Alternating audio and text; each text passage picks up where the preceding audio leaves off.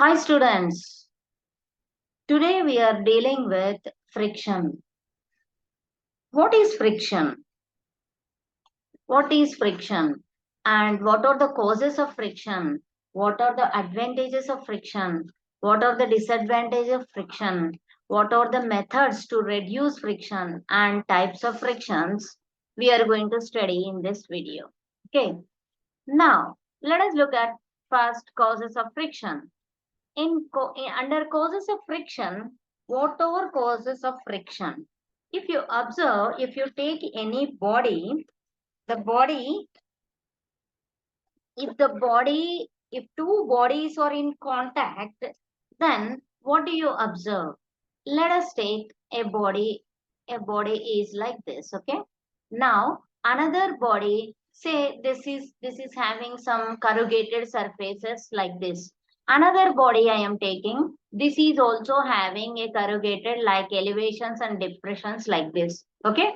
So, now when because of the corrugated bodies, these two are having depressions and as well as elevations. Because of that, these two interlock together. Whenever you keep these two bodies near in contact, what happens? They interlock together, right? So because of that the body is because of interlocking of these two bodies or interlocking forces which are present between the two bodies, make the two bodies to be contact with each other and they are not moving, right? So this is interlocking surfaces of two bodies makes to cause the friction. This is the first thing. And if you observe, because of this interlocking, whatever the body surface, another body get contacted with it, so it is not moving, right? Next, friction is what? It generally opposes the motion. Yes. So here these two are connected together to make the body not to move. Okay. Yes. Now if you take, I am taking, so here I took two wooden blocks, right? Say I am taking now two glass slabs, two glass two glass plates otherwise, okay? You take two glass, this is one glass plate and smooth glass plates I am taking two. When these two are in contact, what do you observe? Come on, tell me. So whenever these two are in contact, because those two are very smooth, right? So if the two are very smooth, what happens? There exists a cohesive force between them, right? That means what are cohesive forces? If you observe, the molecules of first the molecules of glass one surface, molecules of that substance, and the molecules of glass plate 2 substance, those two are interlinked together, okay?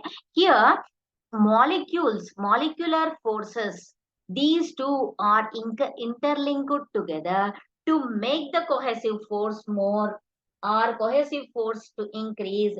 Because of that, the friction is going to increase. Understood? So there should be a certain limit for smoothness also. If those two are very smooth, then also the friction is going to cause. Understood what I am saying? And interlocking here, interlocking of two surface bodies, this is the same thing, whatever you observe in daily life. But very smooth surfaces, because of cohesive forces, increases, then which causes the friction. Yes, understood? Yes. Let us look at the next. The next thing is, what are the advantages of friction? Okay. Now, advantages of friction. You see, you can observe many things in our daily life. How you are walking on the floor. We can walk on the floor easily. Why? How you are walking on the floor. That is, this is the floor, right? So this is your feet. This is your feet. Your feet is in contact with the floor, right? Your feet is in contact with the floor. If the feet is in contact with the floor, Then what happens if these two are in contact? There is a friction exists between the floor and your feet, right? This makes the man to easily walk on the floor, right? Now, you observe the second example. Nails and screws are held in the walls. You observe, if you want to hit a nail on into the wall, what you do? You are doing, this is the wall, okay? You are keeping the nail, okay, this is the nail, sharp edge, and this is the nail.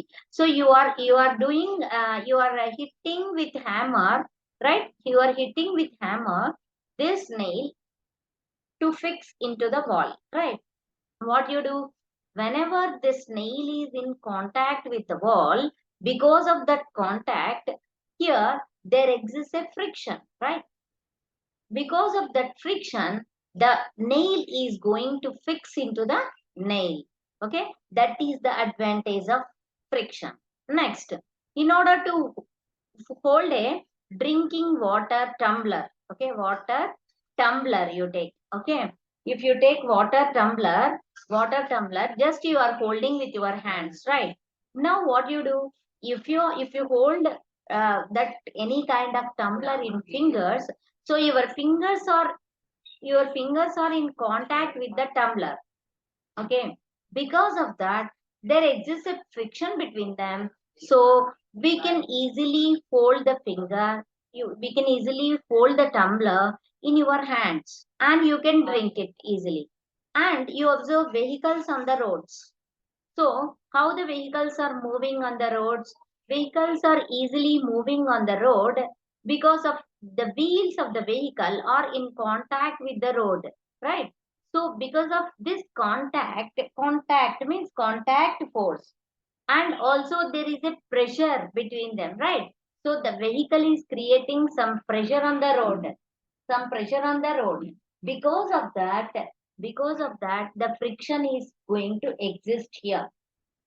Okay, so this is also vehicles move on the roads. This is also one of the advantage of friction. Next, mechanical power transmission of belt. If you observe mechanical power transmission through the belt, there will be a belt like this, no?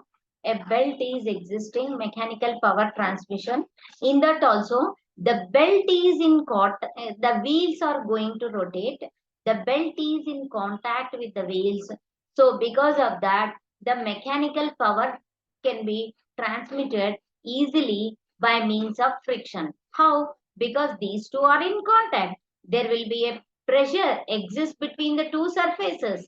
Because of that, we can say the mechanical power can be transmitted easily. So these are the advantages of friction. Okay. Yes. Next one.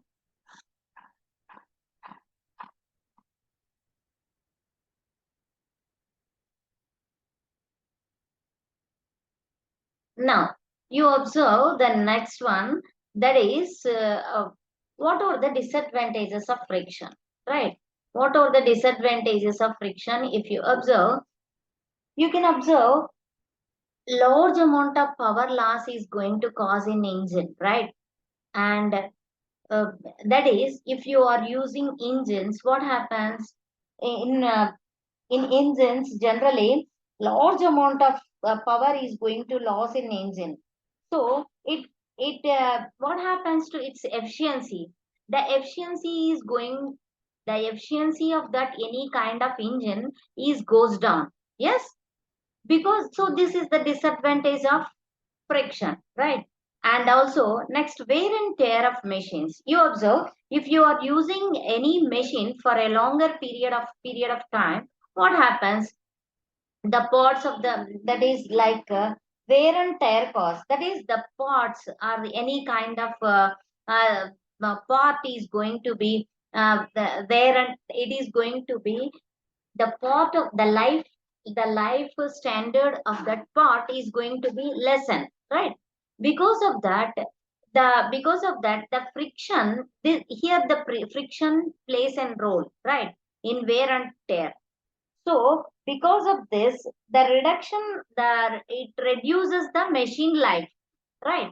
So this is the disadvantage of friction in the case of wear and tear. Okay, wear and tear of the machines increases. What happens? Because this can be increased due to friction, right? So why? Because one part is going to going in contact with the other part, because these two are in contact and pressure exists between them, that is wear and tear, right? So because of these two wear and tear effect, the friction is going to cause between them. So because of this friction, the lifetime of any machine is going to be decreased. Okay. Next, unnecessary heating of the parts of the machinery. You see, sometimes we are using, if you take any kind of big machine or small machine, we are using different parts. So because of sending of electricity or using of reusing of any kind of part, it is going to be get heated, right? So if it gets heated, what happens? Because of heat, what happens to the pot? The lifetime, the life period of the pot is going to be decreased. So automatically, if it decreases, then the machine, whatever the machine we are using, we have to replace the pot, right? So it is waste of money and waste of time. So all things are existing because of this because of this friction. So this, from this we can say that the unnecessary heating of the parts of machinery, which causes the friction, this is also a disadvantage of friction. Okay, clear? Yes. Now we are going to study the next methods of reducing friction. What are the methods to reduce the friction? Let us observe. No doubt we have disadvantages, right?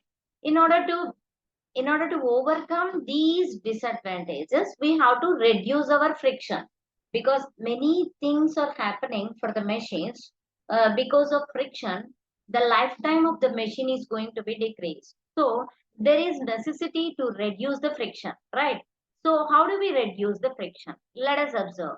Now, to reduce the friction, what we do? So first thing, let us observe the first thing, polishing. Say, if you take any kind of machine, if you polish it, okay, if you give a polish to this, then what happens? So it if any any other surface is come in contact with this, then it can slip down very easily, right? Because of smoothness, because of polishing. That's why that friction between the two surfaces, we can reduce it easily, right? That is the first case, polishing. So by using polishing, we can easily reduce the friction, so that we can maintain any machinery to be run for a long time, correct? Yes. Now let next observe the next one. What is that? Using lubricants. So you can see our sewing machine or any kind of machines. If you apply an oil to that, what happens? So it works very easily, right? It works smoothly, right? So a thin layer of oil or any kind of fluid, if you apply between two surfaces of contact, right? So this is the any machine is going to contact with the other machine at this place. So if you apply some oil or any kind of fluid, then what happens? It can run smoothly, correct? Yeah. So like this, we can we if we by the use of any kind of organic oils, we are using these kind of lubricants, we can reduce the friction. Understood? Yes, very good. Let us observe the next method to reduce friction by using ball bearings.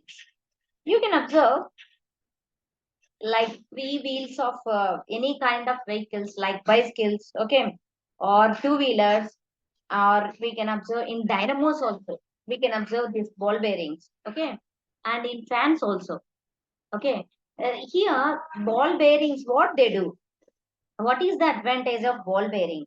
So, the ball bearing is here. In this there should be two movements, sliding and rolling, right? Sliding and rolling. So here sliding and rolling two movements can be controlled by means of these ball bearings. Okay. Here ball bearings of any kind like vehicles, say this is your vehicle, right? So the vehicle is these are the two wheels of your vehicle. This is your vehicle. Let us take. This is the road. Now what happens when ball bearings are applied, when ball bearings are present for this vehicle, what happens? Sliding means they have to move no easily, they run smoothly, right? That is the sliding. And rolling means the wheels has to rotate, and then both what do you say, sliding and rolling, two kind of two kinds of movements to be done at a time, right? So this can only be possible by means of these ball bearings. So here you observe when these two are in contact, there should be a rotating force or rolling movement, okay. That is due to contact, there should be a friction, right? So the rolling can overcome this kind of friction, and sliding also overcoming the sliding movement also overcomes the friction, so that the vehicle can move forward, right? Yeah. So in order to move sliding and rolling these two at a time, and also if the machine or any kind of vehicle to run smoothly on the road, we require ball bearings, right? By using these ball bearings, because these two are in contact, so by using these ball bearing, we are reducing indirectly, we are reducing the friction, right? Because they are running smoothly on the road, right? So in this way, we can observe the sliding and rolling both movements easily by using ball bearings. To by the means of ball bearings, we can reduce our friction. Okay, let us observe the last thing, streamlining. Now, what is streamlining? What is streamlining? So, you observe the streamlining is nothing but you can take an aeroplane. Okay, in the case of streamlines, okay, in case of aeroplanes, aeroplanes are specially designed with curved surfaces, right? Curved surfaces like this.